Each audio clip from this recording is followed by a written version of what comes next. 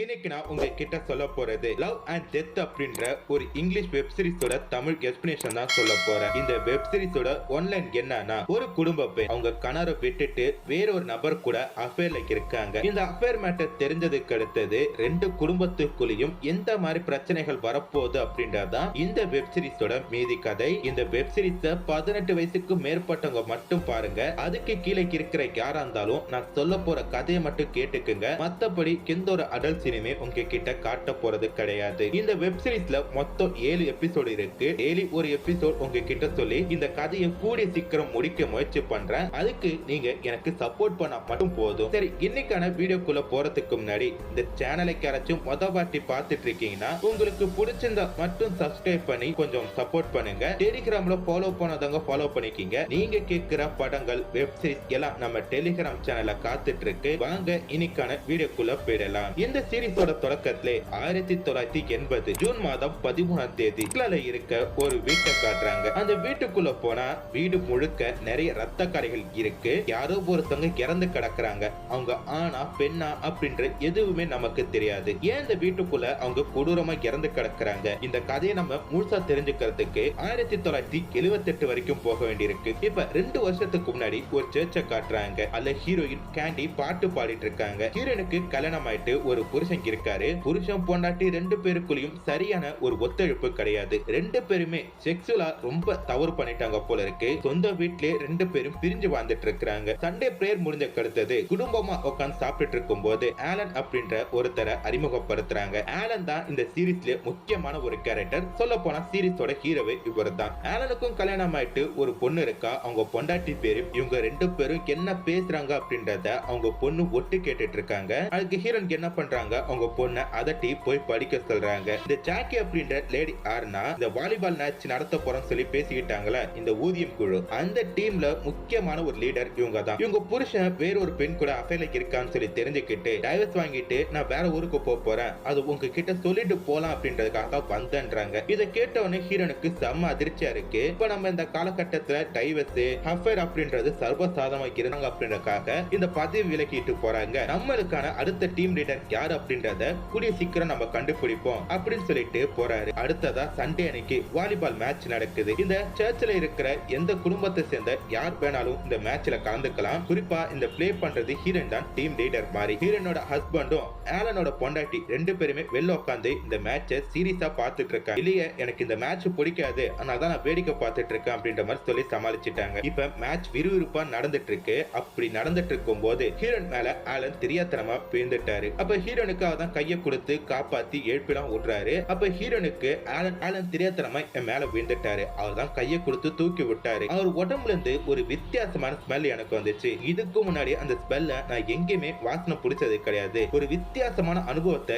எனக்கு உடம்பு ஃபுல்லா கொடுக்குது அப்படின்ற மாதிரி சொல்றாங்க. இதை கேட்ட அவங்க ஃப்ரெண்டு, இங்க பாரு ஏதாச்சும் அஃபேர்ல கிப்பல விழுந்து தொலைஞ்சிடாத, உனக்கும் குடும்பம் குட்டி கார்ல ஏறி ஒரு 5 நிமிஷம் உங்ககிட்ட தனியா பேசணும் அப்படின்ற மாதிரி சொல்றாங்க. அவங்களுக்குள்ள நடக்கிற மாற்றம் எல்லாத்தையுமே 1 by 1 சொல்றாங்க. பட் ஆலனுக்கு அப்படியா அப்படின்ற மாதிரி இருக்கு. சர்வசாதாரணமா கேட்டுட்டு கம்னு போயிட்டாரு. சரி, அவருக்கு இன்ட்ரெஸ்ட் இல்ல போல இருக்கு அப்படின்ற மாதிரி அவங்களும் முடிவு பண்ணிட்டு ஹீரோன் அவங்க ஃப்ரெண்டு கிட்ட போய் சொல்றாங்க. அவங்க ஃப்ரெண்டும் இதுக்கு எல்லாத்தையும் ஒரு கெட்ட கனவா மன்னிச்சு விட்டுடு, இதுக்கு மேல அதை நினைச்சு கூட பார்க்காத அப்படின்ற மாதிரி சொல்றாங்க. ஆனா சரியா வேலை பார்க்க முடியல. ஆலன் போன் பண்ணி பேசலாம் அப்படின்ற மாதிரி ஹீரோன் வீட்டுக்கு போன் போடுறாரு. பட் அவரால் பேச முடியல, போனை கட் பண்ணிடுறாரு. திருப்பி சரிப்பட்டு வராது. இன்னைக்கு நைட் பிரேயர் முடிஞ்ச கடுத்தது ஹீரோனை மீட் பண்ணி உங்ககிட்ட 5 நிமிஷம் பேசணும் அப்படின்ற மாதிரி தன் காதல வெளிப்படுத்துறாரு. என் பொண்டாட்டி கர்ப்பமா இருக்கா, பட் அதுக்கு நான் காரணம் இல்ல, வேற யாரோ ஒருத்தன் தான். அதுக்கு என்னால சொல்ல முடியாது. என் பொண்டாட்டி கூட ரொம்ப நாள் கழிச்சு நான் செக்ஸ் வச்சுக்கிட்டேன். ஒரே நாள் எப்படி குழந்தை பெத்துக்க முடியும் அப்படின்ற மாதிரி கேட்கிறாரு. அதனால உங்களை லவ் பண்றேன், நம்ம 2 பேரும் ஒன்னா இருக்கலாம் அப்படின்ற மாதிரி சொல்லி சத்தியம் பண்றாரு. இப்ப மறுநாள் கால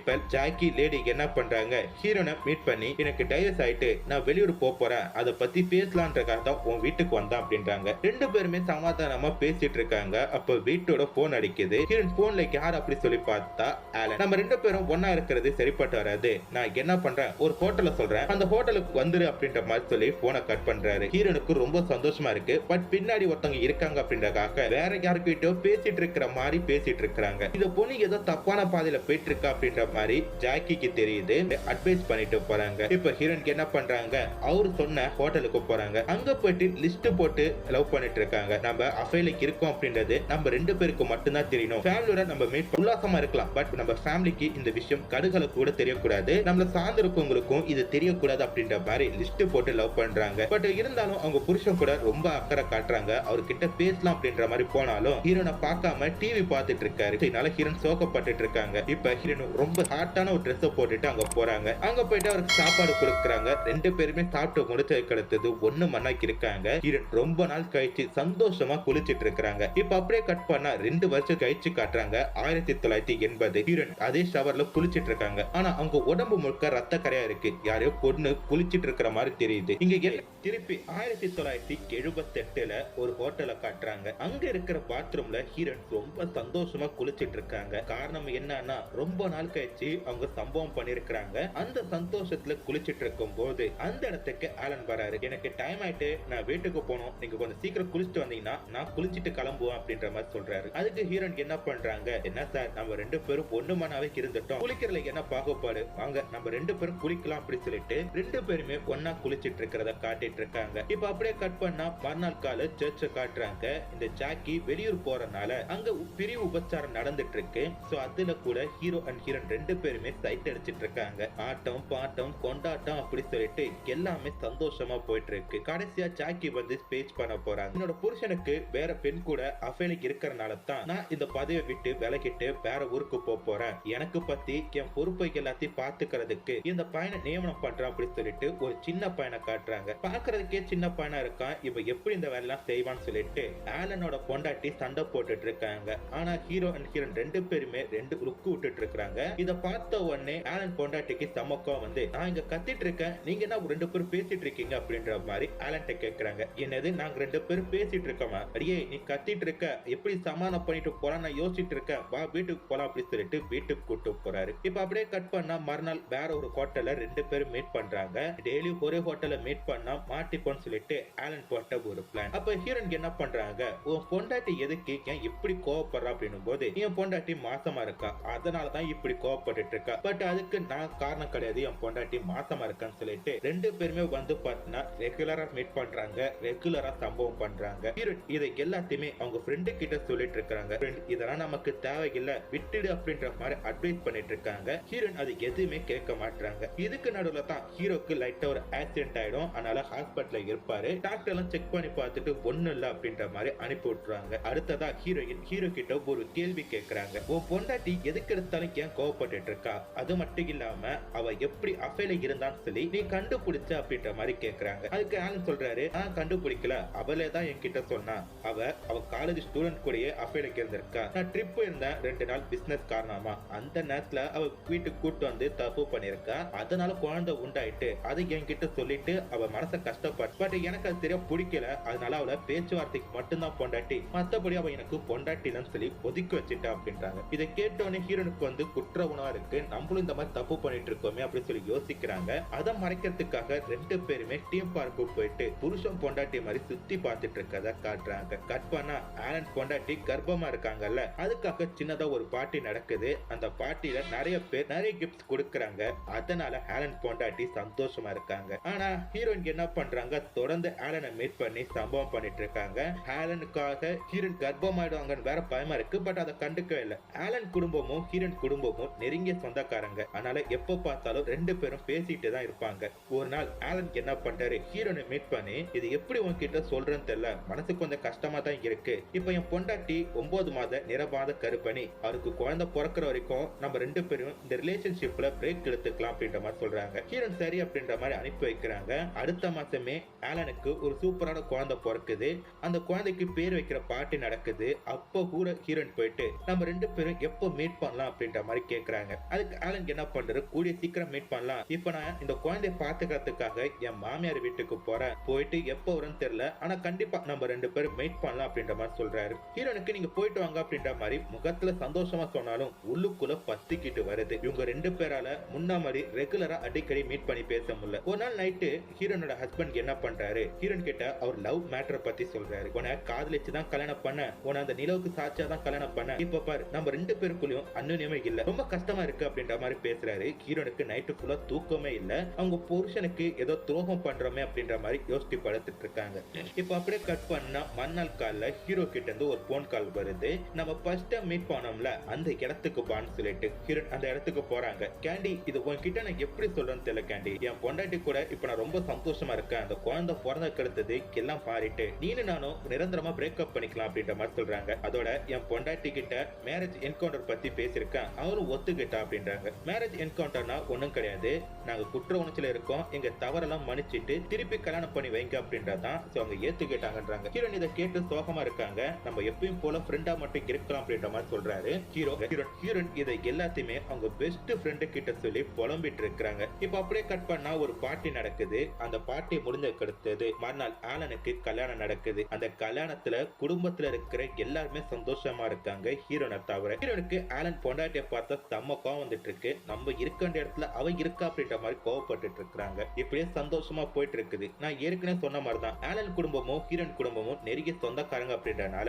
இவங்க எங்கேயாச்சும் வெளில போற மாதிரி இருந்தா ஆலனுக்கு பிறந்த புது குழந்தைய ஹீரோயின் கிட்ட விட்டு போவாங்க. அது திருப்பி எடுத்துட்டு போறதுக்காக ஆலன் பொண்டாட்டி வருவாங்க. இதெல்லாம் பார்த்து ஹீரோனுக்கு செம்ம கோவம் வந்துட்டு இருக்கு. ஒரு பொய்யான சந்தோஷத்துல அவங்க வாழ்ந்துட்டு இருக்காங்க. இத கோபத்தை குறைக்கிறதுக்கு அவங்க கையில் மாட்டினது ஒரு ஜூஸ் மிஷின். அந்த ஜூஸ் மிஷினை போட்டு புழின்னு புழிஞ்சு அவங்க கோபத்தை அவங்க தனிச்சிக்கிற மாதிரி காட்டி இந்த எபிசோட முடிச்சிட்டாங்க.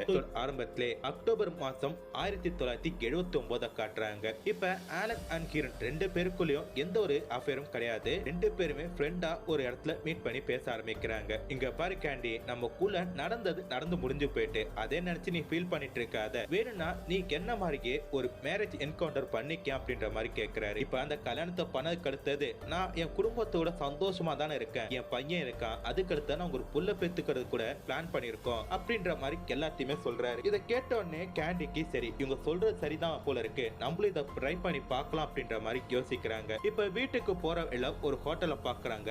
இதுதான் ஆலன் அண்ட் ஹீரோயின் ரெண்டு பேருமே ஃபர்ஸ்ட் மீட் பண்ண ஹோட்டல். அதை பார்த்துட்டு ஃபீல் பண்ணிட்டு வீட்டுக்கு போறாங்க. வீட்டுக்கு போய் பார்த்தா கேண்டியோட ஃப்ரெண்டுக்கு என்ன பண்றா, இவங்க புதுசா திறக்க போற கடைக்கு பெயிண்ட் அடிச்சு ஹெல்ப் பண்ணிட்டு இருக்கா. அடுத்தத ஆலனோட பொண்டாட்டியை காட்டுறாங்க. அவங்களுக்கு லைட்டா பிரஸ்ட் வலிக்குது போல இருக்கு. ஆலன் பொண்டாட்டி சரியான ஓவர் திங்கர். ஒரு சின்ன பிரச்சனை கூட பெருசா நினைச்சு பயப்படுற ஒரு கேரக்டர். எங்க தனக்கு மார்பக புற்றுநோய் வந்திருக்கும் சொல்லி பயந்துக்கிட்டு நேர டாக்டரை போய் செக் பண்ணி பாக்குறாங்க. டாக்டர் நல்லா செக் பண்ணி பார்த்துட்டு உனக்கு பிரஸ்ட் கேன்சர் எல்லாம் கிடையாது, லைட்டா பால் கட்டி இருக்கு, மருந்து தரம் சரியா போயிடும் அப்படின்ற மாதிரி சொல்றாரு. ஆனா இவங்களுக்கு லைட்டா பயம் இருக்கு. அதனால அவங்க ஹஸ்பண்ட் கால் பண்ணி புலம்பிட்டு இருக்காங்க. இங்க பாரு, நான் வேலையில இருக்கேன், புலம்பாத, வீட்டுக்கு கேண்டிய வர சொல்றேன், அவ கூட கொஞ்சம் பேசிட்டு இரு அப்படின்ற மாதிரி சொல்றாங்க. கேண்டி வீட்டுக்கு போயிட்டு கொஞ்ச நேரம் பேசிட்டு இருக்கா. திருப்பி வீட்டுக்கு போறப்ப ஆலன் வந்துடுறாரு. ஆலனை வழியில மீட் பண்ணி ரெண்டு பேரும் சிரிச்சு பேசிட்டு இருக்காங்க. இத பார்த்து டெட்டிக்கு என்ன ரெண்டு பேரும் சிரிச்சு பேசிட்டு இருக்காங்க, ஒருவேளை அப்பேலுக்கு இருப்பாங்களா அப்படின்ற மாதிரி பயந்துட்டு இருக்கா. இப்ப அப்படியே கட் பண்ண நைட்டு காட்டுறாங்க. ஹீரோயின் என்ன பண்றா, அவங்க புருஷன் கிட்ட போயிட்டு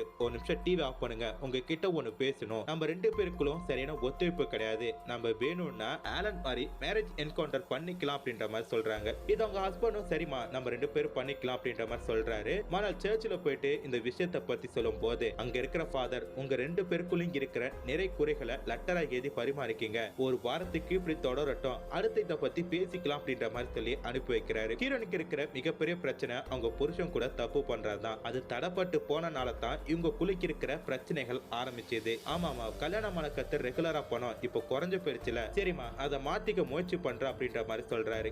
இதுக்கு அடுத்ததான் ஹீரோன் அவங்க குடும்பத்துக்குள்ள டைம் ஸ்பெண்ட் ஆரம்பிக்கிறாங்க. அவங்க ஆரம்பிச்ச காரியம் நல்லபடியா போயிட்டு இருக்கு. குடும்பத்துல எந்த பிரச்சனையுமே நடக்காம அப்பதான் ஆலனோட பொண்டாட்டி ஒரு சின்னதா ஒரு பார்ட்டிக்கு இன்வைட் பண்றா. ஹீரோனும் அந்த இடத்துக்கு போயிருக்கா. அப்ப ஹீரோனியோட புருஷன் என்ன பண்றாரு, வீட்டை சுத்தம் பண்ண பார்த்துட்டு இருக்காரு. அப்ப ஹீரோனோட டிராயர்ல இருந்து நிறைய லெட்டர்ஸ் எடுத்து பாக்குறாரு. அது ஹீரோ அண்ட் ஆல் ரெண்டு பேருமே ஏன லவ் லெட்டர். சோ இதுக்கு மேலதான் இந்த இடத்துல சண்டே ஸ்டார்ட் ஆக போகுது அப்படி சொல்லி நினைச்சா. பட் அவருக்கு எதையுமே எதிர்பார்க்கல. நேரம் அவங்க ஃப்ரெண்டு கிட்ட மீட் பண்ணி இத மாதிரி கேண்டியும் ஆலனும் அப்பேலுக்கு இருந்தாங்களா அப்படின்ற மாதிரி கேக்குறாரு. அதுக்கு கேண்டியோட ஃப்ரெண்டு, ஆமா நீ அவங்கள சரியா பாத்துக்கல அப்படின்றக்காக அவங்க கூட அஃபேலுக்கு இருந்தாங்க, பட் அது 8 மாசத்துக்கு முன்னாடி, இப்ப எல்லாம் சரியா போச்சு அப்படின்ற மாதிரி சொல்றாங்க. இப்ப ஹீரோன் கிட்ட அதை போன் போட்டு சொல்லிட்டாங்க. வீட்டுக்கு வந்த ஹஸ்பண்ட் ஹீரோன் கிட்ட சுத்தமா பேசவே இல்லை, சோகமா இருக்காரு. புருஷனுக்கு உண்மை தெரிஞ்சிட்டு சண்டை போட்டா பரவாயில்ல, ரொம்ப அமைதியா இருக்காரு அப்படின்னு சொல்லிட்டு ஹீரோன் பயந்துட்டு இருக்காங்க. அப்பதான் ஒரு லெட்டர் எழுதி கொடுக்குறாரு. என்ன மன்னிச்சிரு, நான் உன சரியா பாத்துக்காதனால தானே இந்த மாதிரி போயிட்டேன், உன் மேல எனக்கு கோவம் கிடையாது அப்படின்ற மாதிரி. ஹீரோன் மன்னிப்புலாம் கேக்குறாங்க. இனிமேட்டு அஃபேல இல்ல, நான் பிரேக்கப் பண்ணிட்டேன் அப்படி சொல்லி அழுகுறாங்க. அவரு ரொம்ப நல்லவர் போல இருக்கு, மன்னிச்சு ஏத்துக்கிறாரு. ஹீரோயின் இதே அவங்க ஹஸ்பண்ட் பண்ணியிருந்தா என்ன பண்ணிருப்பாங்க, சண்டை போட்டிருப்பாங்களா இல்ல கொலை பண்ணிருப்பாங்களா அப்படின்ற மாதிரி யோசிச்சு பார்த்துட்டு இருக்காங்க. பெட்டியும் அவங்க ஹஸ்பண்ட்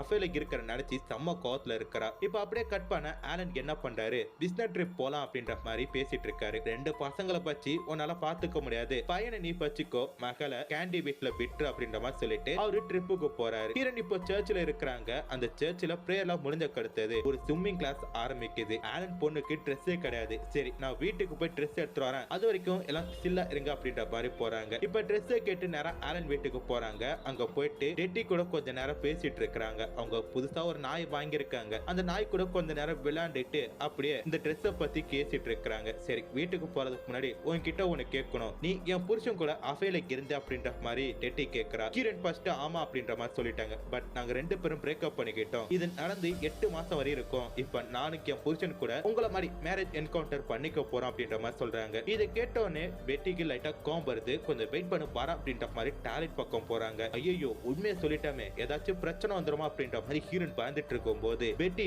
ஒரு கோடாரி எடுத்துட்டு வந்து நிக்கிறாங்க. ஹீரோனை கொலை பண்ண போறாங்க போல இருக்கு. இவங்க பயந்துட்டு நிக்கிறாங்க. என்னடி பண்ற கையில வச்சிட்டேன்னு சொல்லிட்டு அப்படியே இந்த 3வது எபிசோட முடிச்சிட்டாங்க. இந்த கதையோட தொடக்கத்திலே பெட்டியோட வீட்டை தான் காட்டுறாங்க. பெட்டி ரொம்ப கோவமா ஹீரோனை பார்த்து ஒரு கோடாரி எடுத்து வந்துட்டு இருக்காங்க. அப்ப ஹீரோனுக்கு என்ன பண்றாங்க, மன்னிப்பு கேட்கறாங்க. பெட்டி எதா இருந்தாலும் பேசி தீர்த்துக்கலாம், நீ அவசரப்பட்டு என்ன கொலை பண்ணினா இங்க எதுவும் மாற போறது கிடையாது. நான் தான் உன்கிட்ட மன்னிப்பு கேட்கறேன்ல, அது மட்டும் இல்லாம நான் செஞ்ச தப்பதான் ஒத்துக்கிறேனே அப்படின்ற மாதிரி கேட்கறாங்க. ஆனா பெட்டிக்கு ஹீரோனை பார்த்தாலே செம்ம கோபம் வருது. இங்க பாரு, உன் மூஞ்ச பார்க்கறது கூட என்ன பிடிக்கல, தயவு செஞ்சு இந்த இடத்த விட்டு போயிடு, இல்ல உனக்கு கொன்னுடும் அப்படின்ற மாதிரி சொல்லிட்டு இருக்காங்க. பெட்டி எதா இருந்தாலும் பேசி தீர்த்துக்கலாம் அப்படின்ற மாதிரி சொல்லிட்டு இருக்கும் போது பெட்டி என்ன நினைச்சாங்க தெரியல, அவங்க கையில வச்சிருந்த கோடாரியை கீழே போட்டுட்டு ஒரு நிமிஷம் இரு, போய் ஸ்விம்மிங் ட்ரெஸ் எடுத்துட்டு வர அப்படின்ற மாதிரி போறாங்க. ஹீரோனுக்கு என்ன நடந்துச்சுன்னு தெரியல, லைட்டா பயமா இருக்கு. அதே மாதிரி இதை விட்டுடுவாளா மாட்டாளா அப்படின்ற மாதிரி பயந்துட்டு இருக்காங்க. ஆலன் பொண்டாட்டிக்கு என்ன பண்றாங்க, ட்ரெஸ் எடுத்து கொடுக்குறாங்க. கம்முன்னு போவாம பெட்டி என்ன மன்னிச்சிடு அப்படின்ற மாதிரி திருப்பி ஆரம்பிக்கும் போது உன்னை விட மாட்டேன் அப்படின்ற மாதிரி பெட்டி கத்தி எடுத்து அவங்களை கொலை பண்ண போறாங்க. சோ கோடாரி எடுத்து வெட்ட பாக்குறாங்க. ஹீரோனுக்கு எவ்வளவோ ட்ரை பண்றாங்க தப்பிக்கிறதுக்காக. அப்ப வந்து பாத்தீங்கன்னா ஹீரோன் கையிலயும் தலையிலும் லைட்டா அடிபட்டுடுது. ஹீரோனுக்கு என்ன பண்றாங்க, தற்காப்புக்காக பெட்டியை பிடிச்சு தள்ளி விடுறாங்க. அந்த நேரம் பார்த்து கரெக்டா ஒரு போன் ரிங் ஆகுது. ஆனந்த் தான் போன் பண்றாரு. அவர் பிசினஸ் ட்ரிப் இருக்காருல, பொண்டாட்டிக்கு என்ன பண்றா, புள்ளைக்கு என்ன பண்றது அப்படின்றக்காக தெரிஞ்சுக்கிறதுக்காக போன் போட்டிருக்காரு. போன் எடுக்கல அப்படின்றக்காக லைட்டா சந்தேகப்பட்டு இருக்காரு, எங்கேயாச்சும் வெள்ள கிள பேர்பாலா அப்படின்ற மாதிரி. இப்ப அப்படியே கட் பண்ண ஹீரோனுக்கு என்ன பண்றாங்க, அந்த இடத்தை விட்டு வெளில போறாங்க. உடம்பு முழுக்க தண்ணியா ஏதோ குளிச்சுட்டு வெளில போற மாதிரி. அப்படி வெளில போகும்போது அந்த வீட்டுக்கு வெளியில ஒரு சின்ன பொண்ணு விளையாண்டுட்டு இருக்கா. அவளை மட்டும் நோட் பண்ணிக்கிங்க. இப்ப ஹீரோயின் கார்ல போயிட்டு இருக்காங்க. சிக்னல் வருது. அந்த சிக்னல் நிற்கும் போது அவங்களுக்கு சரியான இல்லூஷன், எதை பார்த்தாலும் பயமா இருக்கு. அவங்களை சுத்தி வெறும் ரத்த கரை இருக்கிற மாதிரி தோணுது. அப்ப பின்னாடி ஒருத்தர் ஹாரன் அடிக்கிறாரு. அப்போதான் சுயநலவுக்கு வராங்க. சரின்ட்டு நேரம் வீட்டுக்கு போறாங்க. வீட்டுக்கு போயிட்டு குளிச்சிட்டு அவங்க தலையில இருக்கிற காய் எல்லாத்தையும் மறைச்சிட்டு திருப்பி அந்த சர்ச்சுக்கு போறாங்க. ஏன்னா அங்கதான் ஆலன் பொண்ணு இவங்க பொண்ணு ஸ்விம்மிங் ட்ரெஸ்க்காக வெயிட் பண்ணிட்டு இருக்காங்க. அங்க இருக்கிறவங்களா என்னமா வீட்டுக்கு போயிட்டு உடனே வரேன்னு இம்மா லேட் ஆயிட்டு அப்படின்ற மாதிரி கேக்குறாங்க. இல்ல டயர்னஸ்ல கொஞ்சம் தூக்கிட்டேன், அப்புறம் ஏஞ்சு பார்த்தா வாட்ச் சரியா போடல, வந்து பார்த்தா டிராபிக்ல மாட்டிக்கிட்டு அப்படின்ற மாதிரி நிறைய பொய் சொல்லிட்டு அந்த இடத்துக்குள்ள போறாங்க. சர்ச்சுக்குள்ள போனவனே அவங்களுக்கு நிறைய பிளாக் அவுட் ஆகுது. எப்படியே வீட்டுக்கு பசங்களை தட்டு தடு மாதிரி வீட்டுக்கு கூட்டு வந்தாங்க. வீட்டுக்கு கூட்டு வந்த உடனே அவங்க ஹஸ்பண்ட் கால் பண்ணி, இங்க பாருங்க நான் இன்னைக்கு ஸ்விம்மிங் ட்ரெஸ் வாங்கறதுக்காக ஆலன் வீட்டுக்கு போனேன். ஆலன் இல்ல அவர் பொண்டாட்டி மட்டும் தான் இருந்தாங்க. அவங்க கூட கொஞ்ச நேரம் பேசிட்டு ஸ்விம்மிங் ட்ரெஸ் வாங்கிட்டு போயிட்டு சர்ச்சில் கொடுத்துட்டு அப்புறம் பசங்களை கூட்டு படம் பார்த்துட்டு வீட்டுக்கு வந்துட்டு அப்படின்ற மாதிரி சொல்லிட்டு போனை கட் பண்றாங்க. இப்ப எதுக்கு இவ போன் போட்டா, எதுக்கு இதெல்லாம் சொன்னா அப்படின்ற மாதிரி புரியாம அவங்க ஹஸ்பண்ட் முழிச்சிட்டு இருக்காரு. இப்ப ஆலன் என்ன பண்றாரு, திருப்பி அவங்க பொண்டாட்டிக்கு போன் பண்ணி பாக்குறாரு. ஃபுல்லா ரிங் போய் கட் ஆகுது. அவங்க அட்டென்ட் பண்ணல. திருப்பி போன் போட்டு பாக்குறாரு. எந்த ஒரு ரெஸ்பான்ஸ் இல்லன்னதும் பக்கத்துல இருக்கிற நெய்பர்ஸ்க்கு போன் போட்டு, என் பொண்டாட்டி போன் போட்டா எடுக்க மாட்டா, வீட்டுல இருக்காளா இல்லன்னு சத்த பார்த்து சொல்லலாம் அப்படின்ற மாதிரி சொல்றாரு. அவங்களும் வீட்டுக்குள்ள போய் பாக்குறாங்க. வீட்டை தட்டி தட்டி பாக்குறாங்க. கதவு திறக்கவே இல்ல. ஆலன் போன் போட்டு, என்னடா உன் பொண்டாட்டி இல்ல போல இருக்கு, கதவு தட்டினா திறக்க மாட்டா அப்படின்ற மாதிரி சொல்லிட்டாங்க. சரின்ட்டு நேரம் ஹீரோயின் கால் பண்றாங்க. ஹீரோயின் அட்டென்ட் பண்ணி பேசுறாங்க. என்ன ஆலன் எப்படி இருக்கீங்க, திடீர்னு போன் எல்லாம் பண்ணிருக்கீங்க அப்படின்னு சொல்லி கேட்கும்போது, என் பொண்டாட்டிக்கு போன் போட்டா அவ எடுக்கல, உன்கிட்ட ஏதாச்சும் சொன்னாலா அப்படின்ற மாதிரி கேக்குறாங்க. அப்படியே காலை ஒரு 9 இல்ல 10 மணி சரியா ஞாபகம் இல்ல, உங்க வீட்டுல தான் நான் இருந்தேன், நல்லா ஜாலியா தானே பேசிட்டு இருந்தாங்க, ஒரு ஷாப்பிங் கீப்பிங் போயிருப்பாங்க, கொஞ்ச நேரம் கழிச்சு போன் பண்ணுங்க அப்படின்ற மாதிரி சொல்லிட்டு வச்சுட்டாங்க. இப்ப திருப்பி என்ன பண்றாரு, தான் பொண்டாட்டிக்கு போன் போட்டு பாக்குறாரு ஆலன். ஃபுல்லா ரிங் போகுது, யாருமே எடுக்க மாட்டாங்க. நைட் டைம் வேற அவருக்கு ஒர்க் சரியா பண்ண முடியல. அதனால திருப்பி அவங்க ஃப்ரெண்ட்ஸ்க்கு போன் போட்டு சத்த பாடுறா அப்படின்ற மாதிரி கேக்குறாங்க. அப்படியே வீட்டுக்கு போறதுக்கு முன்னாடி என் கார் இருக்கான்றது செக் பண்ணிக்க அப்படின்ற மாதிரி சொல்றாங்க. அவர் ஃப்ரெண்டு என்ன பண்றாரு, ஒரு 3 பேரை கூட்டு போறாரு. கார் பார்த்தா கார் இருக்கு, அப்ப வீட்டுக்குள்ளதான் இருப்பாங்க அப்படின்ற மாதிரி கதவு தட்டி பாக்குறாரு. பட் கதவு ஆல்ரெடி ஓப்பன்ல தான் இருக்கு. என்ன வீடு ஓப்பன்ல தான் இருக்கு, ஆனா லைட்லாம் எது எரியல அப்படின்ற மாதிரி சந்தேகப்பட்டு உள்ள போய் பாக்குறாங்க. கொஞ்ச தூரம் போய் பார்த்ததுக்கு தெரியுது தெரியுது ஆலன் பொண்டாட்டி இறந்திருக்காங்கன்ட்டு. யாரோ ஒருத்தவங்க அவங்கள சுட்டு கொலை பண்ண மாதிரி தெரியுது. உடனே அந்த இடத்துல ஒரு சின்ன குழந்தை அழுவ ஆரம்பிக்குது. அந்த குழந்தைய மட்டும் தூக்கிட்டு நேரா ஆலனுக்கு போன் போட்டு சொல்றாங்க, என்னடா எல்லாம் சேஃபா இருக்காங்களா, போன் கின் ரிப்பேரா அப்படின்ற மாதிரி கேட்கும்போது, இல்ல ஆலன் உன்கிட்ட இது எப்படி சொல்லுன்னு தெரியல, உன் பொண்டாட்டி யாரோ கொலை பண்ணிட்டாங்க அப்படின்ற மாதிரி சொல்றாரு. இதை கேட்டோடனே ஆலன் மனசு உடைஞ்சு போயிடுறாரு. உடனே ஹீரோனுக்கு கால் பண்றாங்க. ஹீரோன் அவங்க புருஷன் கூட கொஞ்சம் ஒண்ணு பண்ணா இருக்காங்க, நான் தான் ஆலன் பேசுறேன் அப்படின்ற மாதிரி சொல்றாரு. என்ன ஆலன் திருப்பி போன் போட்டிருக்கீங்க, ஏதாச்சும் ப்ராப்ளமா அப்படின்ற மாதிரி கேக்குறாங்க. பெட்டி இறந்து போயிட்டா, அதை யாரோ கொலை பண்ணிட்டாங்க, இப்பதான் என் ஃப்ரெண்ட்ஸ் போன் போட்டு சொன்னாங்க அப்படின்னு சொல்லவும் ஒரு மாதிரியா போயிட்டு அப்படியே ஒரு போனை கட் பண்ணிட்டாரு. இதை நினைச்சு ஹீரோ தேம்பி அழுதுட்டு இருக்காங்க. அதை பார்த்த ஹஸ்பண்ட் என்னாச்சு அப்படின்ற மாதிரி கேட்கிறாரு. இல்லங்க பெட்டி இறந்து போயிட்டாலாம் அப்படின்ற மாதிரி சொல்றாங்க. இப்ப பெட்டி இறந்த நினைச்சு ஆலனும் ஃபாரின்ல சோகப்பட்டு இருக்காரு. அப்படியே கட் பண்ணா போலீஸ்காரங்க வந்து செக் பண்ணிட்டு இருக்காங்க. பாடியை பார்த்தா ரொம்ப கொடூரமா வெட்டி போட்டு இருக்காங்க. என்னாச்சு ஏது அப்படின்ற மாதிரி கேட்டுட்டு இருக்காங்க. அக்கம் பக்கத்துல வீட்டுக்குள்ள வந்து பார்த்தோம், அவங்க இறந்திருந்தாங்க, அதான் எங்களுக்கு தெரியும் அப்படின்னு சொல்றாங்க. சரின்ட்டு ஹீரோ கால் பண்ணி நீங்க எங்க இருக்கீங்க, உங்க பொண்டாட்டி இறந்து போயிட்டாங்கன்றத தெரியுமான்னு சொல்லும்போது, தெரியும் சார், நான் ஒரு ஆபீஸ் ட்ரிப் மேட்டரா வந்துட்டு இருந்தேன், இப்ப டிக்கெட் புக் பண்ணிட்டேன், பிளைட் இன்னும் கொஞ்ச நேரத்துல ஏற போறேன், ஆனா ஈவினிங் ஆயிடும் சார் நான் ஊருக்கு வரதுக்கு, எதா இருந்தாலும் நேர்ல வந்து பேசிக்கலாம் அப்படின்ற மாதிரி போனை கட் பண்றாரு. உடனே ஆலனுக்கு என்ன பண்றாரு, கிரண் கால் பண்ணி நான் ஊருக்கு வந்துட்டு இருக்கேன், நான் ஊருக்கு வரதுக்கு ஈவினிங் ஆகும், ஆனா அதுக்குள்ள என் பொண்ணு கிட்ட அவங்க அம்மா இறந்து போயிட்டாங்கன்னு சொல்லிடாத, நீயும் முகத்துல சோகத்தை காட்டாத, என் பொண்ணு கண்டுபிடிச்சிடும் அப்படின்ற மாதிரி சொல்றாரு. இப்ப அவரே வீட்டுக்கு வராரு. வீட்டுக்கு வந்து பார்த்தா பணத்தை காணும், எங்கன்னா போஸ்ட்மார்டம் போயிருக்கு அப்படின்ற மாதிரி சொல்றாங்க. சரிட்டு அக்கம் பக்கத்துல இருக்கவங்களை கேட்டு பார்த்தா, நேத்து நீ சொன்னதுமே நாங்க செக் பண்ணி பார்த்தோம், இருட்டுல அவங்க இறந்து கிடந்த மட்டும் தெரியுது, யாரோ ஒருத்தவங்க சுட்டுட்டாங்க இல்ல சூசைட் பண்ணிக்கிட்டாங்க அப்படின்ற மாதிரி தான் நினைச்சோம், காலைல போலீஸோட வந்து பார்த்தாதான் தெரியுது அவங்கள கண்டந்துண்டமா வெட்டி போட்டிருக்காங்கன்னு, என்ன மன்னிச்சிரு அப்படின்ற மாதிரி சொல்றாங்க. அப்படியே உட்கார்ந்து இருக்கிறாங்க. இப்ப அப்படியே கட் பண்ணா ஹீரோனுக்கு என்ன பண்றாங்க, ஆலன் பொண்ணு ஆலன் வீட்டுக்கு கூட்டு வராங்க. வீட்டுக்கு வந்த உடனே அந்த சின்ன பொண்ணு அம்மா அம்மா அப்படின்ற மாதிரி கூட்டு போயிட்டு இருக்கா. அப்ப ஆலன் என்ன பண்றாரு, என்ன மன்னிச்சிருமா, இனிமேட்டு உங்க அம்மா திருப்பி வரமாட்டா, அவ வர முடியாத தூரத்துக்கு போயிட்டா அப்படின்ற மாதிரி சொல்லிட்டு அழுகிறாரு. இத பார்த்தோன்னே ஹீரோனும் லைட்டா அழுக ஆரம்பிக்கிறாங்க. அடுத்ததா சர்ச்சில் ஒரு ஃபியூரல் மாதிரி நடக்க ஆரம்பிக்குது. அங்க போலீஸ்காரங்க நிறைய பேர் இருக்காங்க. இத பார்த்தோன்னே ஹீரோனுக்கு லைட்டா பயம் ஆரம்பிக்குது. உடனே ஒரு வக்கீல் கிட்ட போயிட்டு, சார் பெட்டி சாகிறதுக்கு முன்னாடி அவகிட்ட நான் தான் ஒரு 1.5 மணி நேரம் கிட்டத்தட்ட பேசியிருப்பேன், இதால ஏதாச்சும் பிரச்சனை வருமா, அதுக்கு முன்னாடி நம்ம போலீஸ் கிட்ட போய் பேசலாமா அப்படின்ற மாதிரி கேக்குறாங்க. போலீஸ் கிட்ட போயிட்டு பேசுறாங்க.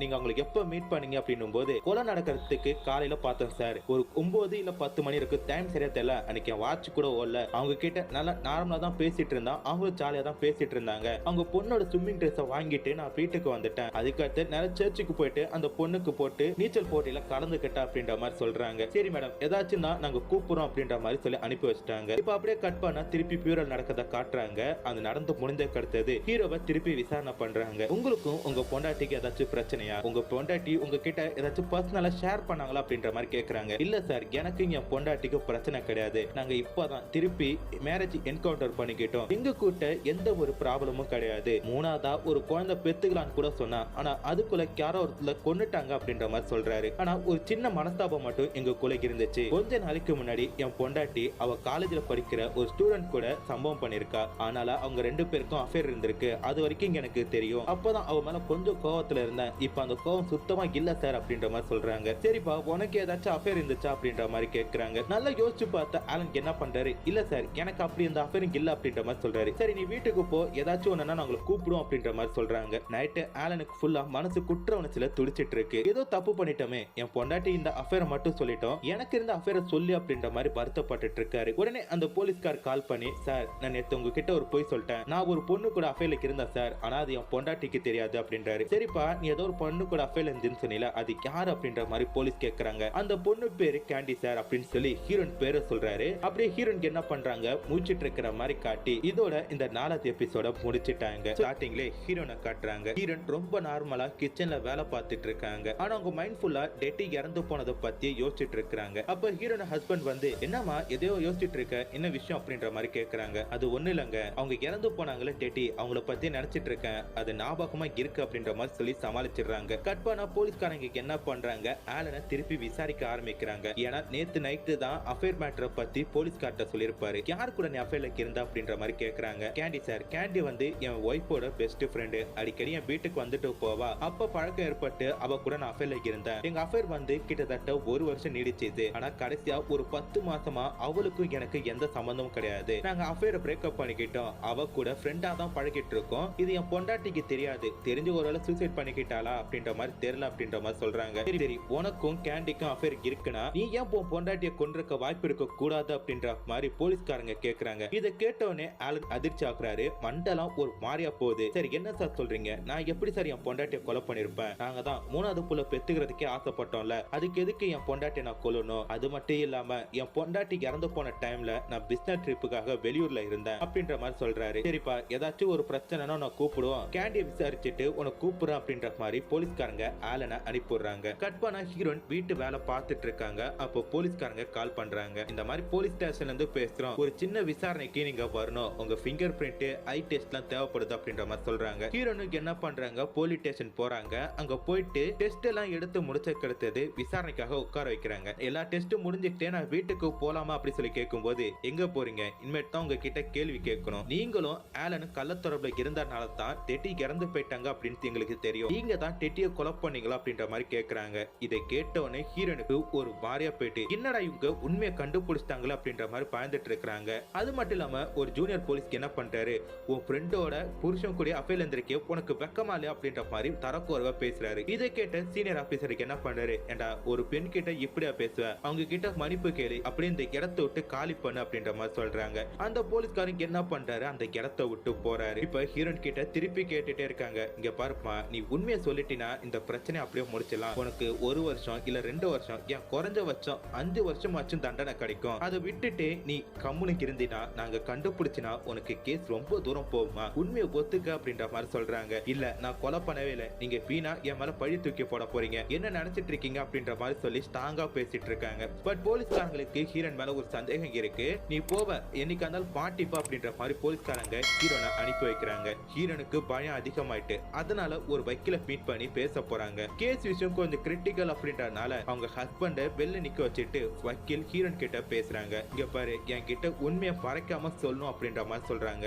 என்னன்னா நானும் ஆலனும் அஃபேர்ல இருந்தோம், ரொம்ப நாள் தப்பு பண்ணிட்டு இருந்தோம், கடைசியா ஒரு 10 மாசமா நானும் அவனும் சந்திச்சுக்கிறதே கிடையாது. எப்பயும் போல ஃப்ரெண்டா தான் மீட் பண்ணிப்போம், ஃப்ரெண்டா தான் பேசிப்போம், அது ஃபேமிலியோட தான். இந்த மேட்டர் என் புருஷனுக்கு கூட தெரியும், பட் அவர் என்ன எதுவுமே சொல்லவே இல்ல. ஒருவேளை ஆலன் பொண்டாட்டிக்கு இந்த விஷயம் தெரிஞ்சு அவங்க தற்கொலை பண்ணிக்கிட்டாங்களா, இல்ல வேற யாராச்சும் இந்த மாதிரி விஷயத்த போட்டுட்டு என் மேல பழி தூக்கி போட போறாங்களான்னு தெரியல. ஆனா போலீஸ்காரங்க இந்த அஃபேர் மேட்டரை வச்சு என்ன பாட்டி விடுறதுக்காக முயற்சி பண்ணிட்டு இருக்காங்க. நீங்க தான் என்ன காப்பாத்தணும் அப்படின்ற மாதிரி சொல்றாங்க. வக்கீலும் நல்லா யோசிச்சு பார்த்துட்டு, கவலைப்படாத, உன்னை எப்படியாச்சும் நான் காப்பாத்திடுறேன் அப்படின்ற மாதிரி சொல்லிட்டு போறாரு. இப்ப அப்படியே கட் பண்ணா பெட்டி அவங்க அப்பா அம்மா எல்லாருமே ஆலன் வீட்ல இருக்கிறாங்க. ஆலனுக்கு ரொம்ப குற்ற உணர்ச்சியா இருக்கு. ஏன்னா ஒரு பொண்டாட்டி கிட்ட கூட ஒரு அஃபேர் மேட்டரை பத்தி சொல்லவே இல்லை. அதனால இவங்க கிட்ட சொல்ல அப்படின்ற மாதிரி தனியா கூட்டு பேச ஆரம்பிக்கிறாரு. இங்க பாருங்க மாமா மாமியாரே, நானும் ஒரு பொண்ணு அஃபேர்ல இருந்தோம், அது தெரிஞ்சனால உங்க பொண்ணு சூசைட் பண்ணிக்கிட்டான்னு சொல்லி நினைக்கிறேன். ஆனா அவ கை காலெல்லாம் எப்படி காயம் வந்துச்சு எனக்கு தெரியல அப்படின்ற மாதிரி சொல்றாரு. இதை கேட்டோன்னு பெட்டியோட அப்பா அம்மா செம்ம கோவப்பட்டு, யார் அந்த பொண்ணு, எவாவ சொல்லு அப்படின்ற மாதிரி கத்துறாங்க. பெட்டியோட பெஸ்ட் ஃப்ரெண்டான கேண்டி, அவ கூட தான் அஃபேர்ல இருந்தேன், பட் அது ரொம்ப மாசமாயிட்டு, ஆனா இப்பதான் உங்க பொண்ணுக்கு தெரிஞ்சிச்சா என்னன்னு எனக்கு தெரியல அப்படின்ற மாதிரி மன்னிப்பு கேட்கிறாரு. ஆனா பெட்டியை கொலை பண்ணது கேண்டி தான், அவளை விடக்கூடாது, சும்மா விடக்கூடாது அப்படின்ற மாதிரி பெட்டியோட அப்பா அம்மா கத்துறாங்க. ஆனா ஹீரோக்கு சுத்தமா தோணவே இல்லை. ஏன்னா இவங்க 2 பேருமே பிக் பிரின்ஸ் அப்படின்றனால அப்படி பண்ணிருக்கிறதுக்கு வாய்ப்பு இல்லை அப்படின்ற மாதிரி நினைச்சு பாக்குறாரு. இப்ப அப்படியே கட் பண்ண ஹீரோனை காட்டுறாங்க. வீட்டுல நார்மலா இருக்காங்க. அப்ப வக்கீல் கால் பண்றாரு. நைட் டைம் அப்படின்றனால தனியா மீட் பண்ணும், வீட்டுக்கு வா அப்படின்ற மாதிரி சொல்றாரு. ஹீரோனும் வீட்டுக்கு போறாங்க. இங்க பாரு 3 பேருக்கிட்ட பொய்ய சொல்லக்கூடாது, டாக்டர், வக்கீல், அப்புறம் கடவுள்.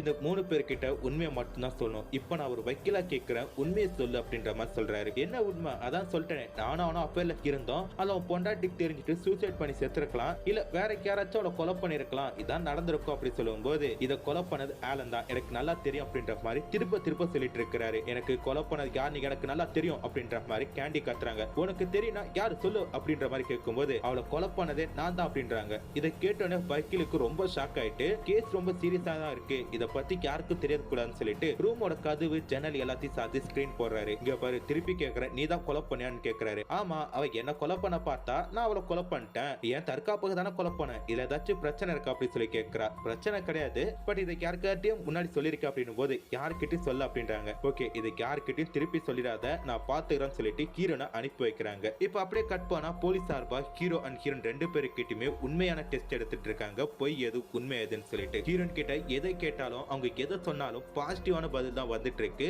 வக்கீலுக்கு ஒண்ணுமே புரியல, என்ன அன்னியன் மாதிரி மாத்தி பேசிட்டு இருக்கா, இந்த மிஷின் உண்மையை சொல்லிட்டு இருக்கு அப்படின்ற மாதிரி யோசிச்சுட்டு இருக்காரு. கட் பண்ணா வக்கீலுக்கு ஒரு போன் கால் வருது. அந்த போன் காலை நிறைய ஹீரோன் கிட்ட சொல்றாரு. என்னன்னா பெட்டியோட வீட்டுல உன் கைரேகை எடுத்திருக்காங்க, பிரிட்ஜில் உன்னோட கை ரேகை நிறைய இருக்குன்னு சொல்லிட்டு ஒரு சின்ன டெஸ்ட்டுக்காக உன்னை போலீஸ் ஸ்டேஷனுக்கு என் கூட கூட்டிருக்காங்க, நீ வா அப்படின்ற மாதிரி கூப்பிடுறாங்க. ஹீரோயின் அந்த இடத்துக்கு போறாங்க. அங்க போய் பார்த்தா நிறைய பிரஸ் மீடியா போட்டோ எடுத்துட்டு இருக்காங்க. பட் ஹீரோயின் என்ன பண்றாங்க, சர்வசாதாரணமா உள்ள போறாங்க. அங்க போனதுக்கு அடுத்தது ஒரு லேடிஸ் போலீஸ் மூலமா ஹீரோனை ஃபுல் பாடி செக்அப் பண்ண சொல்றாங்க. அங்க ஹீரோயின் உடம்புல சில காயங்கள் இருக்கு, தலையில காயம் இருக்கு, கால ஒரு வெட்டு இருக்கு. எல்லாத்தையுமே மெஷர் பண்ணி எடுத்துட்டு ஹீரோயின் கிட்ட பேசிட்டு இருக்காங்க. அப்ப டிவில வந்து பாத்தீங்கன்னா ஆலனுக்கும் ஹீரோனுக்கும் இருந்த அஃபேர்னால தான் டெட்டி கொலை பண்ணிருக்காங்க அப்படின்ற மாதிரி போட்டுட்டு இருக்காங்க. இதை கேட்டோடனே ஆலனுக்கு ஒரு மாதிரியா இருக்கு, அந்த பொண்ணை பேசாம மாட்டி விட்டோமே அப்படின்ற மாதிரி வருத்தப்பட்டு இருக்காரு. இப்ப அப்படியே கட் பண்ணா ஹீரோயின் வீட்டுல இருக்காங்க. அப்ப ஜாக்கின் என்ன பண்றாங்க, வந்து பேசுறாங்க. நான் தான் உன்கிட்ட ஏற்கனவே சொல்லிட்டு போனல, இந்த அஃபேர்மெண்ட்ல மாட்டிக்கிட்ட, இந்த கொலை ஏன் பண்ண அப்படின்ற மாதிரி கேட்கும்போது நான் கொலை பண்ண, அதை நீ பாத்தி அப்படின்ற மாதிரி ஹீரோயின் கொஞ்சம் ஹார்ஷா பேசிட்டு இருக்காங்க. இப்ப அப்படியே கட் பண்ணா திருப்பி கோர்ட்டை காட்டுறாங்க. இல்ல பிராக்டிஸ் கேஸ் அப்படின்னு சொல்லி ஒன்று நடக்கும். இந்த கேஸ்ல ஜெயிச்சா அப்படியே விட்டுருவாங்க, சப்போஸ் தோத்துட்டாங்கன்னா அடுத்து இயரிங் 1 இயரிங் 2 அப்படி சொல்லி கூட்டிட்டு இருப்பாங்க. இப்ப அரசு வக்கீல் முறையா பேச போறாரு. என்னன்னா, இவங்க தான் என் கட்சிக்காரரை கொலை பண்ணிருக்காங்க, இவங்க 2 பேருக்குள்ள கள்ள தொடர்புக்கு அந்த பெண் தலையா இருந்தனால டெட்டியை கொலை பண்ணிட்டாங்க, அதுக்காக இந்த பொன் மீது ஏகப்பட்ட காயங்கள் இருக்கு அப்படின்ற மாதிரி கேச போடுறாரு. இதை பார்த்த கேண்டியோட வக்கீல் என்ன பண்றாரு, புருஷன் போனாட்டி 2 பேருக்குள்ள சண்டை பண்ணாலும் அடிதடிலாம் நடக்கும், ஏன் அதுல வந்தா காயமா இருக்கலாம், எங்கேயாச்சும் இடிச்சிருக்கலாம், ஏன் ஆக்சிடென்ட் கூட ஆயிருக்கலாம்ல, இப்படி பல கேள்விகள் இருக்கும் போது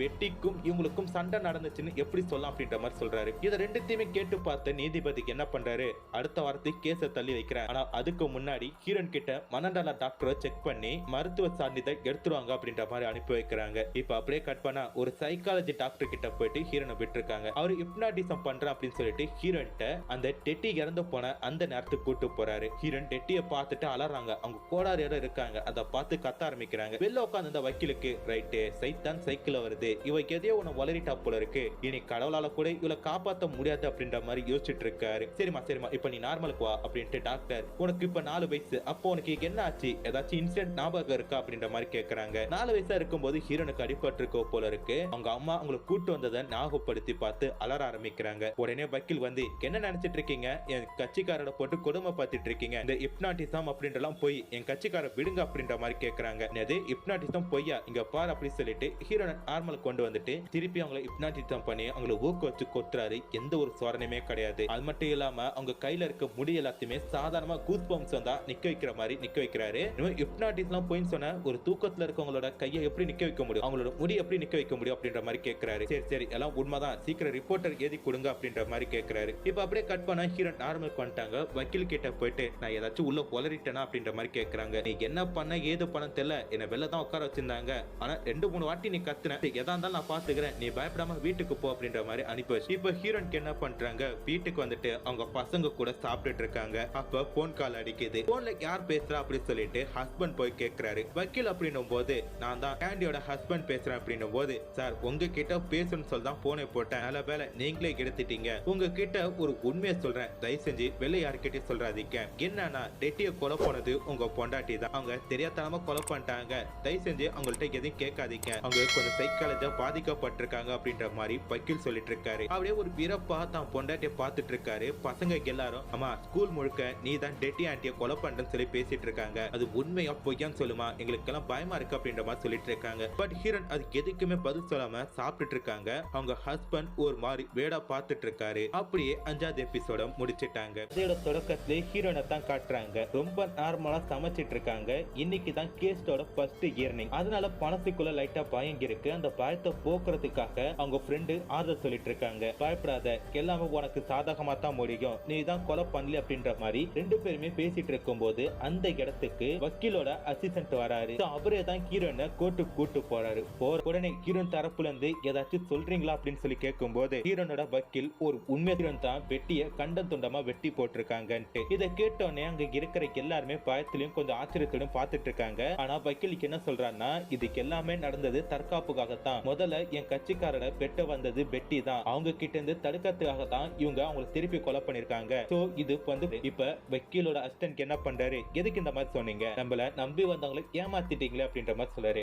அவ சைக்காலஜி டாக்டர்கிட்ட என்ன சொன்னான்னு தெரியல, ஒருவேளை அங்க உண்மையை சொல்லிருந்து நம்ம இங்க போய் சொல்லிருந்தா ஃபியூச்சர்ல பிரச்சனை வந்திருக்கும், ஆனால் தான் இப்ப என்ன நடக்குதுன்னு மட்டும் பாரு, எல்லாம் தற்காப்புக்காகவோ தெரியாமலையோ மண்ட கோளாறு இப்படி கேரக்டர்ல முடிச்சிட்டேன்னு சொல்லி சமாளிச்சலாம் அப்படின்ற மாதிரி சொல்றாரு. இப்ப ஆலனுக்கு சுத்தமா நம்ப முடியல, ஹீரோன் தான் கொலை பண்ணிருப்பாங்கன்னு சொல்லிட்டு மனசுக்குள்ள ஹீரோனை நம்பிட்டு இருந்தவருக்கு அது ஒரு ஒரு மிகப்பெரிய ஒரு ஏற்றத்தை கொடுக்குது. அது மட்டும் இல்லாம ஹீரோனோட பசங்களும் ஹீரோன் கிட்ட சுத்தமா பேசுறது கிடையாது. அப்பதான் அந்த வீட்டுக்கு ஜாக்கின் வராங்க. ஜாக்கின், இப்ப நீ ஃப்ரீயா இருந்தீனா உன்கிட்ட பேசணும்னு சொல்லிட்டு ஹீரோனை வீட்டு பேஸ்மெண்ட்டுக்கு கூட்டு போறாங்க. அங்க போயிட்டு அவங்க கூட அஃபேர் இல்லைன்னு சொல்லிட்டு இப்ப அவன் பொண்டாட்டி கூட கொலை பண்ணிருக்கே, என்ன நினைச்சிட்டு இருக்க அப்படின்னு சொல்லிட்டு வாய்க்கு வந்தபடி பேசிட்டு இருக்காங்க. அதுக்கு ஹீரோன் என்ன பண்றாங்க, இங்க பாரு, நானா தெரிஞ்ச கொலை பண்ண, தெரியாம தானே பண்ணிட்டேன். அது மட்டும் இல்லாம அந்த கொலை நான் பண்ணனு கூட சரியா தெரியாது, எல்லாம் தற்காப்புக்கு தான் சொல்லிட்டு இருக்காங்க. அடுத்த வாரம் கேஸ் ஹியரிங்ல தெரிஞ்சிடும், நீ வேலையை பார்த்துட்டு போ அப்படின்ற மாதிரி அவங்களை திட்டி அனுப்பிட்டாங்க. ஆரம்பிக்கிறாரு. அஃபேரை பத்தியும் கொலை டைம்ல நீங்க எங்க இருந்தீங்க, அவங்க இறந்துட்டாங்கன்னு சொல்லி உங்களுக்கு எப்படி தெரியும் அப்படின்ற ஏகப்பட்ட கேள்விய ஆலன் கிட்ட கேக்குறாங்க. அதுக்கு ஆலன் என்ன சொல்றாரு, நான் பிசினஸ் ட்ரிப்காக ஃபாரின் போயிருந்தேன். அப்பதான் என் பொண்டாட்டிக்கு ரெகுலரா போன் பண்ற டைம் அதே மாதிரி பண்ண அவ எடுக்கல. சரி, ஷாப்பிங்காக வெள்ள கீழே பேருப்பான்னு சொல்லிட்டு தான் விட்டேன். அடுத்து திருப்பி போன் போட்டான், அவ எடுக்கல. அதனால தான் என் ஃப்ரெண்டு கிட்ட சொல்லி பார்க்க சொன்னேன். அவன் தான் என் பொண்டாட்டி இறந்து போயிட்டா, அவளுக்கு யாரோ துப்பாக்கியால சுட்டுட்டாங்கன்னு தான் ஃபர்ஸ்ட் சொன்னான். அடுத்து போலீஸ்லாம் வந்து செக் பண்ணி பார்த்தப்பதான் அவளுக்கு யாரோ வெட்டி போட்டிருக்காங்கன்னு தெரியுது. சொல்றாரு, சரிப்பா, இந்த விஷயத்த நீ கேண்டி கிட்ட சொன்னி அப்படின்னு சொல்லி கேக்குறாங்க. அது மட்டும் இல்லாம கேண்டிக்கு என் போன் போட்டு அப்படின்ட்டு கேக்குறாங்க. அதான் சொன்னனே, நான் பிசினஸ் ட்ரிப் போயிருக்கனால என் பொண்டாட்டி போன் எடுக்கல, அவ எங்க போயிருக்கான்னு சொல்லி ஹீரோனுக்கு தெரியும். அது மட்டும் இல்லாம என் பொண்ணு அங்கதானே இருக்கா, அதனால தான் போன் போட்டேன் அப்படின்ற மாதிரி சொல்றாரு. சரி, உன் பொண்டாட்டிக்கு இறந்தது அவளுக்கு தெரியுமா, அந்த விஷயத்த சொல்லும் போது அவ எப்படி ஃபீல் பண்ணா அப்படின்ற மாதிரி கேக்குறாங்க. அவ கிட்ட சொன்னதும் லைட்டா அதிர்ச்சியான மாதிரி எனக்கு தெரிஞ்சது, மத்தபடி போன்ல எனக்கு எதுவும் சரியா தெரியல அப்படின்ற மாதிரி சொல்றாரு. இப்ப அப்படியே கட் பண்ணா கோடாரி பத்தி கேக்குறாங்க. அந்த கோடாரி எங்க இருக்கும் அப்படின்னு கேட்கும்போது அது கரேஜில தான் இருக்கும். கரேஜ் இருக்கிற இடம் ஹீரோனுக்கு சுத்தமா தெரியாது. அவ இதை எடுத்து கொலை பண்றதுக்கான வாய்ப்புகள் சுத்தமா இல்ல அப்படின்ற மாதிரி சொல்றாரு. இப்ப அரசு வக்கீலோட வாதம் எல்லாம் முடிஞ்சிட்டு அடுத்ததா ஹீரோனோட வக்கீல் வந்து பேச போறாரு. இந்த கொலை நடக்கிறதுக்கு ரெண்டு காரணம் தான். ஒன்னு பழிவாங்குதல், இல்லாட்டி தற்காப்பு. ஒரு பழிவாங்குறதுக்கு இதா இருந்தா பட்ட பகல்ல காரை எடுத்துட்டு போயிட்டு எல்லாரும் பாக்குற மாதிரி ரோட்ல விட்டு போய் கொலை பண்ணுவாங்க. இது தற்காப்புக்காக தான் நடந்தது. அப்படியே பழிவாங்கறதுக்கு நடக்கிறதா இருந்தாலும் துப்பாக்கி விஷ பாட்டிலும் இருக்கிறப்ப கோடாரி எடுத்து கண்ட துண்டமா வெட்டுறதுக்கு இவன சைக்கோவா அப்படின்ற மாதிரி கேட்கிறாரு. இதை கேட்டோன்னே ஹீரோ லைட்டா முழிக்க ஆரம்பிக்கிறாரு. சரி, நீங்க கடைசியா இந்த கோடாரி எப்ப பாத்தீங்கன்னு சொல்லி கேட்கும்போது, கடைசியா என்னோட மேரேஜ் என்கவுண்டர் அப்ப பார்த்தேன். இல்ல என் ஊருக்கு போறதுக்கு முன்னாடி எங்க வீட்டு கரையில இருந்ததை பார்த்தேன். அதுக்கடுத்து எனக்கு எதுவும் தெரியாது அப்படின்ற மாதிரி சொல்றாரு. இப்ப ஹீரோனோட வக்கீலுக்கு என்ன பண்றாரு, எல்லாத்தையுமே ஹீரோனோட சாதகமா முடிக்க முயற்சி பண்றாரு. வாய்தா வீண்டனால அடுத்த வாரம் வாங்க அப்படின்ற மாதிரி அனுப்பி விட்டாங்க. ஆலனோட மாமியார், யோ, உன் பொண்டாட்டி என்ன கொலை பண்ணிருக்கா, அவருக்கு சாதகமா பேசிட்டு இருக்கே, அவளை மாட்டி விட்டு தண்டனை வாங்கி கொடுக்க அப்படின்ற மாதிரி திட்டாரு. இல்ல மாமா, எனக்கு மண்டை குழம்புன மாதிரி இருக்கு, எதா இருந்தாலும் பாத்துக்கலாம் அப்படின்ற மாதிரி சொல்லிட்டு ஆலனும் போறாரு. பேசிட்டு இருக்காங்க, நீ ஒரு கொலை தான் பண்ணிருக்கியா இல்ல எத்தனை கொலை பண்ணிருக்க சொல்லுமா, பசங்க எல்லாம் கேட்டுட்டு இருக்காங்க அப்படின்ற மாதிரி கேட்கும் போது ஹீரன் வாயை முட்டு சாப்பிட்டு போய் தூங்குங்க அப்படின்ட்டு அந்த கேஸ திருப்ப பாக்குறாங்க. அடுத்த ஹியரிங்ல முதல்ல நெய்பர்ஸை கூட்டி விசாரிக்க ஆரம்பிக்கிறாங்க. நாங்க வீட்டுக்குள்ள போனோம், வீட்டுக்குள்ள ஒரு குழந்தை அழுதுட்டு இருந்துச்சு, அந்த குழந்தை தூக்கிட்டு பக்கத்து ரூம்ல பார்த்தா வெட்டி இறந்திருந்தாங்க. ஃபர்ஸ்ட் யாரோ சுட்டு கொலை பண்ண மாதிரி தெரிஞ்சது, பகல்ல பார்க்கும்போது தான் அவங்களுக்கு யாரோ வெட்டி கொலை பண்ணிருக்காங்க தெரிஞ்சு சொன்னாங்க. அடுத்ததா சர்ச்சில் இருக்கிற பீப்புளை கூட்டி விசாரிட்டா தான் வந்தா. அன்னைக்கு பார்க்கும்போது அவளை வழக்கமான வந்து பாத்தீங்கன்னா போஸ்ட்மார்டம் ரிப்போர்ட்டை காட்டுறாங்க. இறந்து போன பெட்டிக்கு பல காய்ங்க இருந்திருக்கு, மூளையில் அடிபட்டிருக்கு. பட் இருந்தாலும் அவங்க உயிர் இறக்கிறதுக்கு முன்னாடி கிட்டத்தட்ட 1 மணி நேரமாச்சும் உயிரோட இருந்திருப்பாங்க. அவங்க நினைச்சிருந்தா தத்தி தவறியாச்சும் வெளில போயிட்டு ஹெல்ப் கேட்டிருக்கலாம். பட் நிறைய ரத்தம் போனனால மயக்கம் போட்டு அப்படியே இறந்து போயிருக்கலாம்ன்ற மாதிரி போஸ்ட்மார்டம் பண்ண டாக்டர் சொல்றாரு. உடனே வக்கீல், ஓகே, அது எப்படி பட்ட பகல இந்த மாதிரி நடந்திருக்க முடியும், ஒருவேளை நைட்டா கூட இருக்கலாம்ல, போஸ்ட்மார்டத்துல எல்லாம் கரெக்டா தெரியணும் அப்படின்ற ஒரு இது கிடையாதுன்னு போல இருக்கு. இந்த ட்ரக்ஸ் எடுத்தா மூளை சரியா வேலை பார்க்காது, நரம்பு மண்டலம் ஸ்டெக் ஆகி நிக்கிற மாதிரி இருக்கும். அதாவது போலீஸ் தரப்புல இருந்து என்ன சொல்றாங்கன்னா,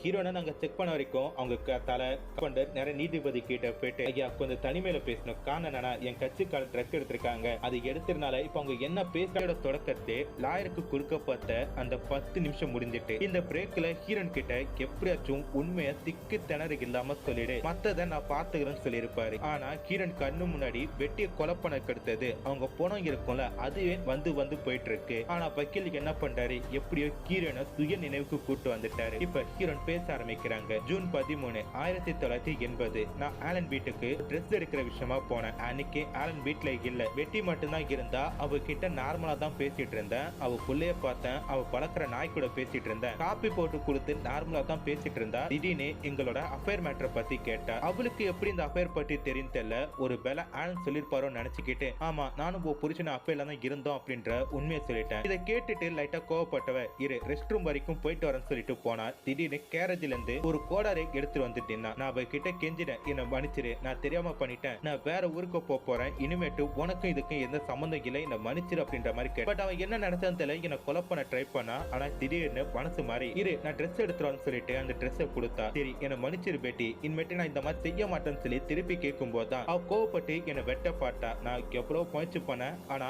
என் கையிலும் தலையிலும் லைட்டா அடிபட்டுட்டு என்ன அடிக்கிறாளே அப்படி சொல்லிட்டு அந்த கோடர் எடுத்து அவன் முதுகுல லைட்டா தான் அடிச்சேன். அப்பயும் அவ என்ன அட்டாக் பண்ண பார்த்தா. அவளை லைட்டா தள்ளி விட்டேன். அப்ப அவ மண்டையில அடிபட்டுட்டு இருந்தாலும் அவ என்ன திருப்பி அட்டாக் பண்ண பார்த்தா. எனக்கு கோவம் வரல, பட் இருந்தாலும் கோடாரி எடுத்து அவன் நடு மண்டையில அடிச்சேன். அது கரெக்டா அவ மூளை வரைக்கும் இறங்கிச்சு. அப்ப திருப்பியும் கேட்டேன் என்ன மன்னிச்சிரு, உனக்கு தேவையான ஃபர்ஸ்ட் எய்ட் எல்லாத்தையும் நான் ஏற்பாடு பண்ணி தரேன், என்ன விட்டுடு அப்படின்ற மாதிரி கேட்டேன். பட் அவ புஷ் கம்முனிரு அப்படின்ற மாதிரி சொன்னா. அந்த புஷ் அப்படின்ற சவுண்ட கேட்ட உடனே எனக்குள்ள ஒரு வெறி அடிச்சு அளவு கடந்த ஒரு கோபம் வந்துச்சு. என் காது புல்லா அது புஷ் புஷ் அப்படின்ற ஒரு சவுண்டு மட்டும் தான் கேட்டு இருந்துச்சு. அந்த கோபத்துல பெட்டியோட கை காலை துண்டு துண்டா வெட்டி அவளை கொலை பண்ணிட்டேன். நான் சுயநிலைக்கு வந்ததுக்கு தான் தெரிஞ்சது இவ்வளவு கொலை பண்ணிட்டேன்னு சொல்லிட்டு என்ன செய்யறேன்னு தெரியல. நேரம் குளிக்க போனேன். அப்ப நாய்க்குட்டி குலைக்கிற சவுண்டு மட்டும் தான் எனக்கு கேட்டுச்சு. குளிச்சுட்டு புல் நனைஞ்சிட்டு அப்படியே வெளில வந்தேன். அங்க வீட்டு வாசல்ல ஒரு சின்ன பொண்ணு மட்டும் விளையாடிட்டு இருந்தா. வீட்டுக்கு வந்து அடுத்தது எனக்கு என்ன பண்ணது தெரியல. எல்லாமே ஒரு கனவா இருக்கணும், நாளைக்கு அவளை மீட் பண்றப்ப எல்லாமே மாறிடும் அப்படின்ற மாதிரி நினைச்சிட்டு வந்தேன். பட் இருந்தாலும் மனசுல ஒரு பயம் இருந்துச்சு. வீட்டுக்கு போனதுக்கு அடுத்தது நான் வேணும்னு கொலை பண்ணல,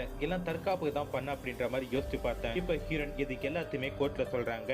அடுத்ததா ஒரு கோடாரி எடுத்து காட்டும் போது ஹீரன் அதை பார்த்துட்டு அழுதுட்டு இருக்காங்க. அப்ப சர்ச்சுக்கு என்ன பண்றாரு, அழுகாதம்மா அப்படின்ற மாதிரி அமைதிப்படுத்துறாரு. இப்ப எதிர்பக்கில் திருப்பி கேள்வி கேட்க ஆரம்பிக்கிறாரு. சரி கேண்டி, நீங்க ஆலன் வீட்டுக்கு போகும்போது கிளாஸ் போட்டு போனீங்கன்னு சொல்லிட்டு ஆமா ஒரு கருப்பு கலர்ல கண்ணாடி போட்டு போனேன். சரி இது வரைக்குமே கேரேஜ் எங்க இருக்குன்னே உங்களுக்கு தெரியாது, கேரேஜ் பக்கமே போனதுலன்னு சொல்றீங்க. அப்ப எப்படி உங்க கண்ணாடியோட துண்டு அந்த இடத்துல கலத்துன்னு சொல்றாரு. அதாவது நாங்க ரெண்டு பேருமே சண்டை போட்டது அந்த கேரேஜுக்கு பக்கத்துல தான், அங்க இருக்கிற ஒரு ரெஸ்ட் ரூம் கிட்ட தான் சண்டை போட்டோம். அப்ப தெரியாம கூட போயிருக்கலாமே அப்படின்ற மாதிரி லாஜிக்கான ஒரு கேள்வி கேட்கறாங்க. நான் தெரியாம கொலை பண்ணிட்டேன், என்ன மன்னிச்சிருங்க அப்படின்ற மாதிரி கேட்கறாங்க. சரி இந்த கேஸ நான் தள்ளி வைக்கிறேன், லாஸ்டா திருப்பி சொல்றது அடுத்த கியரிங்கா இருக்கும் அப்படின்ற மாதிரி அனுப்ப. கிரண் வீட்ல நார்மலா தான் இருக்காங்க. திடீர்னு அவங்க அம்மா வராங்க. பாக்குறதுக்கு எங்க இருக்காங்க, கிரண் சின்ன வயசா இருக்கும் போது இறந்து போயிட்டாங்க போல இருக்கு, உன்னோட தப்பு புரியும், இந்த கத்தி அப்படின்ற மாதிரி கொடுத்துட்டு போறாங்க. உடனே அவங்க அம்மா காணும் கையில பார்த்தா ரத்தமா இருக்கு. கிரண் கெஞ்சு பாக்குறாங்க. இதுக்கு எல்லாமே கனவு தான். அப்ப வக்கீல் என்ன பண்றாரு, கிரண் ஹஸ்பண்ட மீட் பண்ணி நாளைக்கு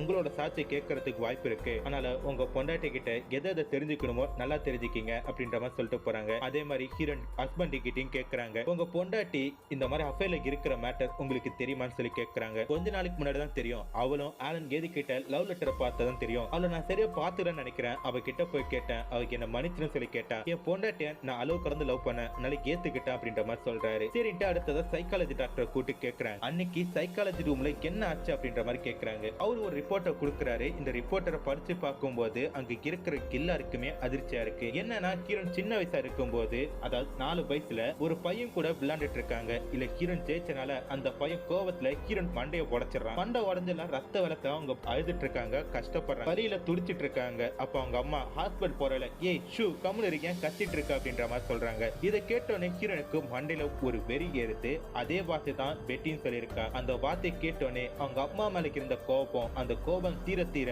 இவ்வளவு கொலை பண்ணிருக்காங்க. சுருக்கமா சொல்ல போனா ஹீரன் உடம்புல 2 பேர் இருக்காங்க. அன்னின் படத்துல எப்படி சாதாரண விக்ரமும் அன்னின் விக்ரமும் இருப்பாங்களோ அந்த மாதிரி அப்படின்ற மாதிரி சொல்றாரு. அடுத்ததா சர்ச் ஃபாதரை கூட்டு விசாரிக்கிறாங்க. சரி பெட்டி கொலை பண்ணிருப்பாளா, கொலை பண்ற அளவுக்கு இவ குடும்பக்காரி அப்படின்ற மாதிரி கேட்கும்போது, எங்க சர்ச்சிலே நல்ல பொண்ணுனா பெட்டி தான் சார், ரொம்ப அன்பானவங்க பாசமானவங்க, இவங்க கொலை பண்ணிருக்கிறதுக்கு வாய்ப்பு இல்லை அப்படின்ற மாதிரி சொல்லவும் உடனே எதிர்வைக்கல் முடியாது சார், எப்படி இவங்க கொலை பண்ணிருக்க முடியாது, நல்லவங்களா இருந்தாலும் பல பேர் பல கொலை பண்ணிருக்காங்கன்னு சொல்லிட்டு பல கேஸ்களை திருப்பி திருப்பி எடுத்து காட்டுறாரு. இப்ப அப்படியே கட் பண்ண சர்ச் கேஸ வாசிக்க ஆரம்பிக்கிறாரு. விசாரிக்கப்பட்டதுல இருந்து ஹீரோன் நல்லவங்க அப்படின்றது தெரிய வருது. காரணம் என்னன்னா ஹீரோனுக்கு எதிராக எந்த ஒரு ஆதாரமும் இல்ல, அது மட்டும் இல்லாம ஹீரோன் தற்காப்புக்காக தான் இந்த மாதிரி கொலை பண்ணிருக்காங்கன்னு சொல்லிட்டு இதை கேட்டோன்னே ஹீரோனோட குடும்பம் சந்தோஷப்பட்டு இருக்கு. ஆனா ஆலன் தான் பொண்டாட்டிக்கு இறந்துட்டாங்கன்னு சொல்லி வருத்தப்படலாமா இல்ல ஹீரோன் தப்பிச்சிட்டாங்களோ சொல்லி சந்தோஷப்படலாமன்ற மாதிரி நடுவுல நின்றுட்டு வீட்டுக்கு போறப்ப ஆலன் ஹீரோனோட ஹஸ்பண்ட பார்த்து பார்த்துக்க சொல்லிட்டு போறாரு. கட் பண்ணா ஹீரோன் வேற ஊருக்கு போலாம் அப்படின்ற மாதிரி பிளான் போட்டுட்டு இருக்காங்க. அது அவங்க ஃப்ரெண்ட்ட சொல்லிட்டு நான் போறேன் ஜகாட் போறேன், திருப்பி எப்ப வருவேன்னு தெரியாதுன்ற மாதிரி போறாங்க. அப்படி போற வேலை தான் ஆலன் வீடு இருக்கு. அவரு கிட்ட போய் சாரி கேட்கறாங்க. ஆலன் திருப்பி சாரி சொல்றாரு. நான் செஞ்ச தப்பு தான் மேடம், உங்களை மாட்டி விட்டுட்டேன், என்ன மன்னிச்சிருங்க, இதுக்கு மேலாச்சும் நம்ம 2 பேரும் ஃப்ரெண்டா இருக்கலாம் அப்படின்ற மாதிரி சொல்லிட்டு பிரிகிறாங்க. இப்படியே போற வழியில ஆலன் அண்ட் ஹீரோன் 2 பேருமே ஃபர்ஸ்டா பார்த்த ஒரு ஹோட்டல் வருது. அதை பார்த்து ஹீரோன் லைட்டா சோகப்பட்டுட்டு இதுக்கு மேலாச்சும் நம்ம லைஃப் நல்லா இருக்கும் அப்படின்ற மாதிரி போறாங்க. அப்படியே இந்த எபிசோடும் முடியுது. சீசன் 1 முடியுது. இந்த வெப் சீரிஸ் அமெரிக்கால நடந்த ஒரு உண்மை சம்பவத்தோட அடிப்படையில எடுத்து வச்சிருக்காங்க. ஹீரோன் ஜாக்காட் போனதுக்கு அடுத்து கூட ஹஸ்பண்ட் அண்ட் ஒய்ஃப் ரெண்டு பேருக்குள்ளும் சரியான ஒத்துழைப்புனால கூடிய சீக்கிரமே டிவோர்ஸ் பண்ணிக்கிறாங்க. அது மட்டும் இல்லாம ஆலன் என்ன பண்றாரு, அவங்க இருக்கிற சர்ச்ல வேலை பார்க்கிற ஒரு பொண்ணை லவ் பண்ணி கல்யாணம் பண்ணிக்கிறாரு. ஆனா அந்த பொண்ணு கூடயும் சரியா இல்ல அப்படின்றனால அவங்கள டைவர்ஸ் பண்ணிட்டு மூணாவதா ஒரு கல்யாணம் பண்ணிக்கிறாரு. ஆலனுக்கு மூத்த சம்சாரத்துக்கு பிறந்த குழந்தைகள் எல்லாத்தையுமே அவங்க பாட்டியம்மா தான் பாத்துக்கிறாங்க. இப்ப ஹீரோனுக்காக அவதாரிய வக்கீல காட்டுறாங்க. அவரு 1986 டெக்ஸாவோட மேயரா பதவி ஏற்கிறாரு. ஆனா 1998 அவருக்கு யாரோ ஒருத்தங்க கன் ஷூட்ல இறக்க வச்சிடறாங்க. இதோட பாத்தீங்கன்னா இந்த சீசன் இந்த கதை எல்லாமே முடிஞ்சிட்டு அடுத்ததா கூடிய சீக்கிரம் இன்னொரு புது சீரீஸ்ல உங்களை சந்திக்கிறேன். அது வரைக்கும் டாடா பை பை.